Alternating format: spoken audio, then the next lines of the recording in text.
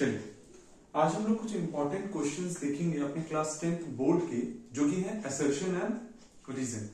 सबसे ज्यादा प्रॉब्लम आती है बच्चों को सॉल्व करने में, क्या? Assertion and reason. हम कोशिश करेंगे कि हम लोग अच्छे से असर्शन रीजन को समझें और कुछ उसके बेस पे हम एग्जाम्पल करें। तो यहां पे हमारे पास स्टेटमेंट है कुछ, फिर उसके बाद उससे रिलेटेड कुछ छोटे छोटे एग्जाम्पल्स हैं जिन्हें हम एक एक करके टैकल करेंगे। तो चलिए देखते हैं असर्शन एंड रीजन।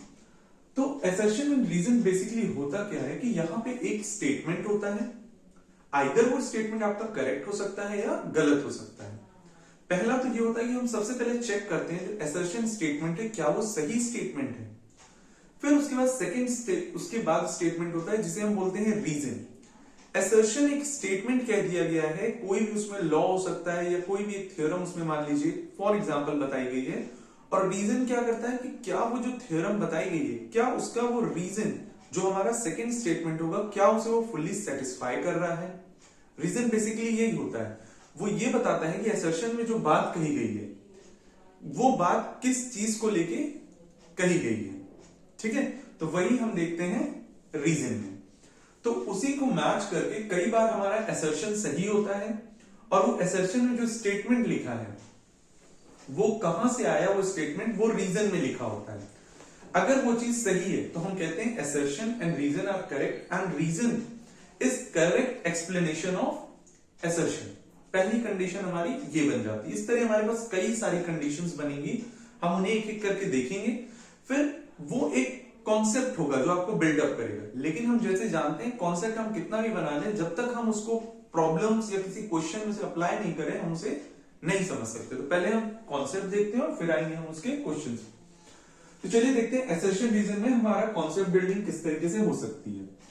तो पहली कंडीशन होती है असर्शन रीजन में, both the assertion and reason are correct and reason is the correct explanation of assertion. जैसे हमने कहा था कि सबसे पहली कंडीशन जो हमें देता है असर्शन रीजन बेसिकली आपका एमसीक्यू में ही आएगा। तो सबसे पहली कंडीशन होती है या तो आपका रीजन या आपकी एक्सप्लेनेशन दोनों ही सही है, और जो भी हमारी असर्शन है उसकी सही एक्सप्लेनेशन दे रहा है कौन? रीजन। बहुत सी चीजें, जैसे अगर हम ऐसे बात करें कि sun rises in the east, ये हमारा एक असर्शन हो गया, और हम उसका सेकंड स्टेटमेंट देते हैं कि अर्थ मूव्स एंटी क्लॉकवाइज। तो ये क्या हो गया? एक रीजन हो गया। तो इन देखिए दोनों ही बातें सही हैं और हमें देखना है कि इन दोनों में क्या रिलेशन है। क्या ये सेकंड स्टेटमेंट इसका सही रीजन है? ठीक है, क्या वो उसका सही एक्सप्लेन कर रहा है? क्या हमारा पहला स्टेटमेंट गलत तो नहीं है? तो वही सारी चीजें हम एक एक करके यहाँ पे देखेंगे। तो चलिए हम यहाँ पे देखते हैं both the assertion and reason are correct and reason is the correct explanation of the assertion, पहली चीज। दूसरा है the assertion and reason both are correct but the reason is not the correct explanation of assertion. मतलब यहां पे क्या होता है कि हमारा जो असर्शन एक एक्सप्लेनेशन है या असर्शन एक स्टेटमेंट है, सॉरी, असर्शन का जो हमारा स्टेटमेंट है वो स्टेटमेंट हमारा सही है, और जो नीचे उसके लिए रीजन दिया है वो रीजन अपने में तो सही है लेकिन उसका कोई भी रिलेशन हमारे असर्शन से नहीं है। तो उसके लिए हम मार्क करते हैं अपना ऑप्शन बी। फिर आता है ऑप्शन नंबर सी। ये क्या कहता है? Assertion is true but the reason is false. मतलब यहां पे क्या होगा कि हमारे पास फिर से दो स्टेटमेंट होंगे। असर्शन में जो स्टेटमेंट लिखी हुई है वो एकदम सही है, लेकिन रीजन में जो स्टेटमेंट लिखी हुई है उसका कोई भी रिलेशन नहीं है आपका असर्शन से, और दूसरा वो जो लिखा हुआ है वो भी रॉन्ग है। तब आप टिक करते हो ऑप्शन नंबर सी। फिर आ जाता है option number D. Option number D में हमारा क्या होता है? The statement of the assertion is false but the reason is true. मतलब यहां पे क्या होता है, जो आपके दो स्टेटमेंट, इसमें पहला वाला स्टेटमेंट है असर्शन, वो आपका पूरी तरीके से गलत होता है, गलत स्टेटमेंट होता है, लेकिन जो रीजन होता है उसमें जो स्टेटमेंट लिखा हुआ है वो हमारा क्या होता है? सही होता है। अब जैसे हमने आपको कहा ये option A, option B, option C, option D, आपको कंफ्यूजन हो रही होगी कि ऑप्शन का हम करेंगे क्या इतने सारे ऑप्शन। ठीक है, तो बेसिकली होते हैं हमारे पास कितने ऑप्शन? 1, 2, 3 और 4 ऑप्शन। अब इस ऑप्शन का यूज हम इस तरीके से करते हैं कि आपके क्वेश्चन पेपर में सबसे पहले ऑप्शंस दिए होंगे, आप उन्हें रीड कर लोगे और ये याद कर लोगे ये इन ऑर्डर कि ए का ये मतलब होता है, बी और सी, और डी का ये मतलब होता है। उसके बाद हम क्या करने वाले हैं, हम अपने क्वेश्चंस को रीड करेंगे और जब हम एक एक करके क्वेश्चंस रीड करेंगे तो हमें अपनी आंसर बुकलेट में सिर्फ इन अल्फाबेट्स को बताना है कि पहले में असर्शन रीजन में से कौन सा सही है, दोनों सही है या एक गलत है दूसरा गलत है। तो हम सिर्फ आंसर बुकलेट में अपने हम ना ही इसको लिखते हैं इस स्टेटमेंट को, ना ही इन स्टेटमेंट्स को हम लिखते हैं। हम लिखते हैं कि हमारा ए सही है, बी सही है, सी या डी सही है। जैसे हम स्टार्ट करते हैं अपने क्वेश्चन नंबर 1 से।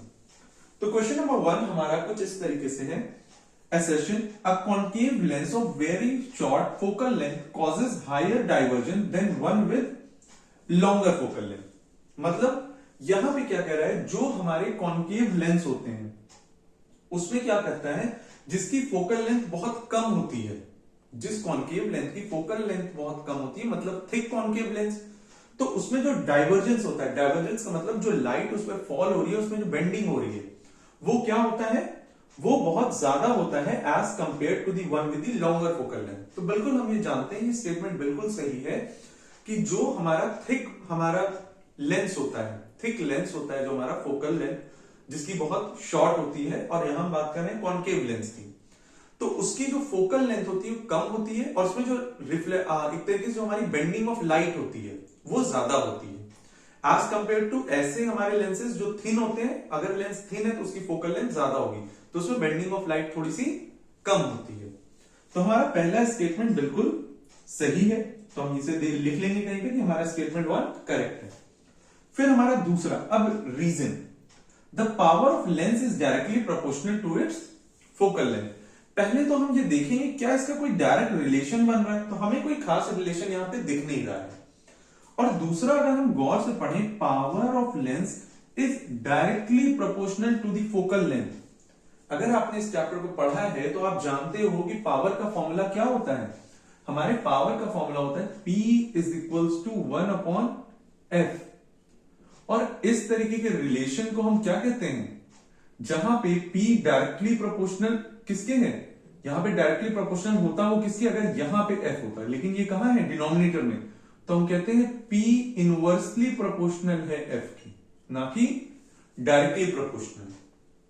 इसका मतलब क्या हुआ, इसका मतलब ये होता है कि ये जो हमारा स्टेटमेंट है सेकंड वाला, वो पूरी तरीके से गलत है, और हमारे पास सिर्फ स्टेटमेंट 1 करेक्ट है। तो हम देखते हैं इसमें से कौन सा है। पहले में बोथ है, इसमें भी बोथ आर करेक्ट। थर्ड में assertion is true but reason is false. इसका मतलब हमारी इस वाले स्टेटमेंट का आंसर क्या होगा, सी, या इस क्वेश्चन का आंसर हमारा क्या हो जाएगा, सी। अब आपकी थोड़ी थोड़ी अंडरस्टैंडिंग बन रही होगी, इसलिए एक और क्वेश्चन ट्राई करते हैं। सेकेंड क्वेश्चन, तो यहां पे हमें क्या कह रहा है, कि अगर आप एक बार खुद से ट्राई करना चाहें, वीडियो पॉज करके आप खुद से ट्राई कर लीजिए, फिर हम लोग आगे देखेंगे इसे। चलिए, a current carrying straight conductor experience a force when placed perpendicular to the direction of magnetic field. Assertion में हमारा पहला स्टेटमेंट क्या है, a current carrying straight conductor, हमारे पास एक करंट कैरिंग स्ट्रेट कंडक्टर है जो कि एक फोर्स को एक्सपीरियंस करेगा जब हम उसे कहां रखेंगे, मैग्नेटिक फील्ड में रखेंगे। ये हमने पढ़ा हुआ है अपने चैप्टर में, magnetic effect of electric current.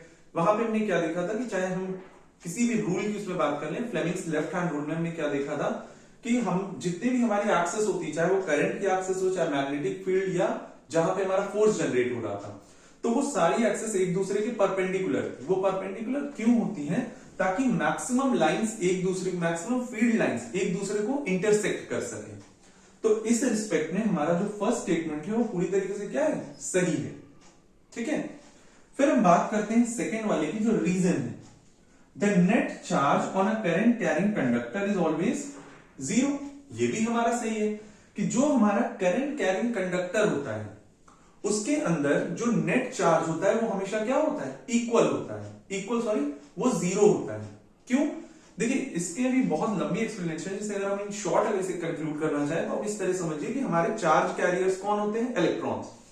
अब हम जानते हैं कि हमारे एक मेटल वायर के अंदर जितने इलेक्ट्रॉन्स होते हैं उतने ही प्रोटॉन्स होते हैं, और जब हम उसमें से करंट फ्लो करते हैं, ना ही नंबर ऑफ इलेक्ट्रॉन्स चेंज होते हैं और ना ही नंबर ऑफ प्रोटॉन्स उसमें चेंज होते हैं।